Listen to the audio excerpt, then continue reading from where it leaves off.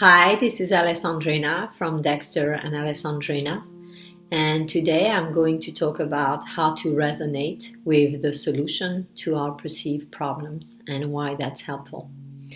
So this is part of the series, Tools for Personal Empowerment or Tools for Living an Empowered Life. And I'm creating these short videos that are accessible and they're easy to integrate so that you can re-reference them when you're looking for a specific answer to a question that you have, or a specific challenge that you feel in your life, or a specific process that you'd like to anchor deeper in your system, understand deeper. And so this is part of that series.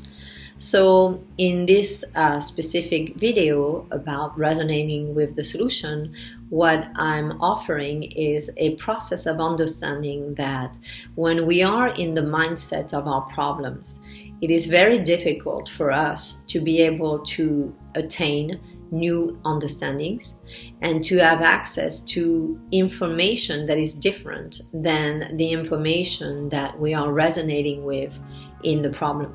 So Einstein has shared very consciously that if we're in the mindset of the problem, we're not, in the mindset of the solution. And that's very, very simple, because there's actually an energy, a frequency of emotions, of thoughts, of beliefs that we're in when we're thinking in terms of problems. If we're thinking in terms of problems, then we're not resonating with the information, with the energy, with the vibration, the frequency of the solution. And so it's not available to us to find the solution from that mindset, from that energy state, from that state of consciousness.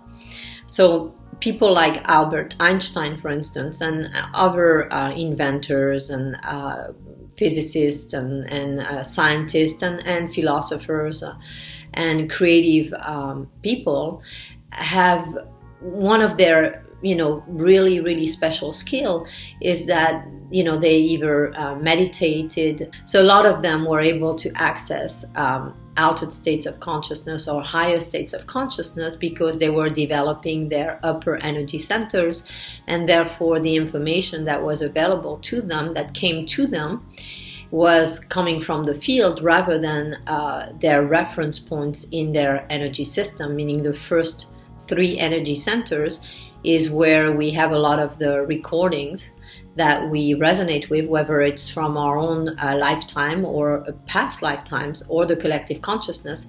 And those are from the past, and creativity doesn't come from the past. So if you're thinking in terms of your problems from the past and trying to find a solution to your problems from the past, then it's going to be difficult to find the solution because you're in the problem, you're in the past, and you're not creatively thinking in the present moment about what's possible. You're thinking about what's not happening or what's happening that you don't like. So you're in a state of emotional charge. You're in one of the first 3 energy centers, usually the first energy center, the root chakra. And in the root chakra, there's not much that's available other than right, wrong, good, bad, false, true, safe, unsafe.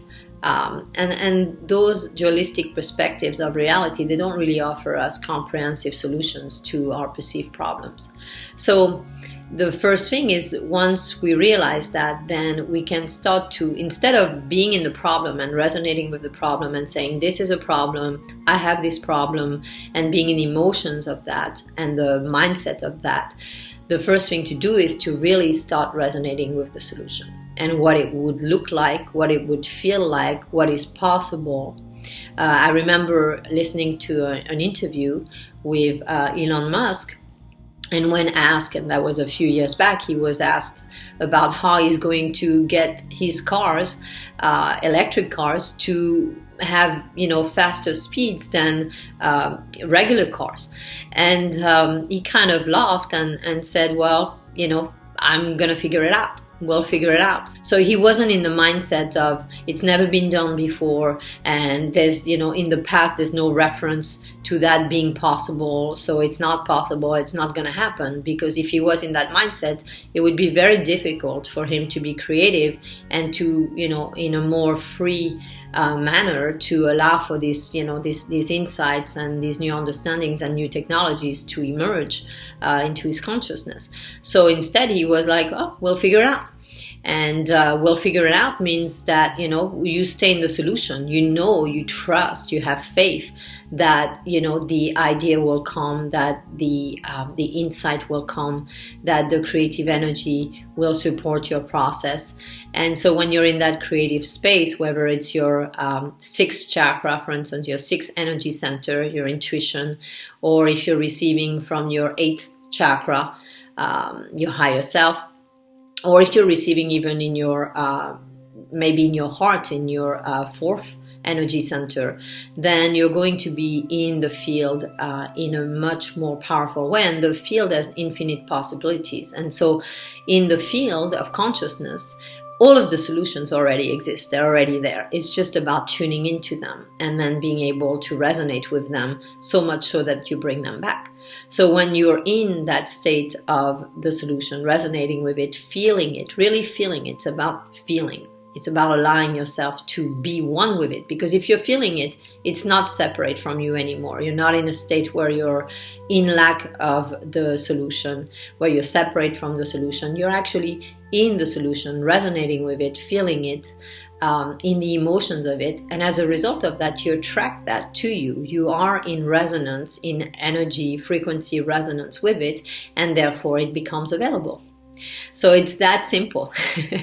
Now, of course, what's not simple is that we have our beliefs and our fears that are essentially in our subconscious mind, and those beliefs and fears can get triggered in those situations, and when they do, they kind of pull the rug from under us, because now we become ungrounded and we become fearful, and we go into survival. So we're back into the first, second, or third energy center, and when that happens, we're now again separate from the solution, because we're separate from the field. We're back into this separation.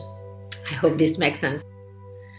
So if you're looking for help, Dexter and I facilitate people with problem solving and essentially navigating the territory of the conscious and the subconscious mind, and identifying any challenges, any blockages at that level that might be keeping you separate from the solution. So it can be helpful to have the help of someone external to the situation, and someone who's also not in a state of projection. Sometimes when we ask friends or family, they can have the best of intentions. That said, if they're not necessarily trained to understand how the subconscious mind works, and if they're also operating from their own beliefs and their own conditioning, they may not be in a neutral and objective position where they can actually offer guidance that will facilitate you in truly understanding what's keeping those obstacles in place, what's keeping you separate from the solution to your perceived problem, so that you can resolve them. So we're very happy to help you with that if that's something that you want help with. Wishing you a wonderful day, and I hope that this is helpful. Lots of love. Bye.